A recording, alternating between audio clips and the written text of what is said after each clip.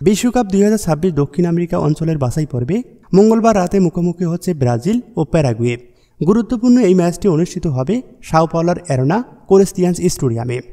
বাংলাদেশ সময় ম্যাচটি শুরু হবে বুধবার সকাল 6টা 45 দুই দলের জন্য এই ম্যাচটি অত্যন্ত গুরুত্বপূর্ণ। কার্লো আনচেলত্তির অধীনে নতুন যাত্রা শুরু করা ব্রাজিল পিছিয়ে পড়েছে পয়েন্ট টেবিলে। অন্যদিকে প্যারাগুয়ে আছেন দুর্দান্ত ফর্মে এবং বিশ্বকাপ নিশ্চিত করার দোরগোড়ায়।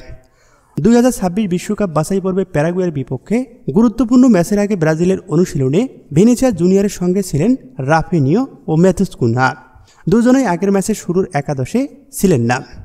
আগের ম্যাচে ইকুয়েডরের বিপক্ষে গোলশূন্য ড্রয়ের পর আক্রমণ ভাগ নিয়ে ভাবনায় পড়ে কোচ কার্লো আনচেলত্তি। সেই জায়গা থেকে অনুশীলনে পরীক্ষা নিরীক্ষা চালান তিনি। সাসপেনশন কাটিয়ে রাফিনিয়ার প্রত্যাবর্তন প্রত্যাশিতই ছিল, তবে কুনহাকে দেখা যাবে রিচার্লিসনের জায়গায়। এবার দেখে নেওয়া যাক ব্রাজিলের একাদশ।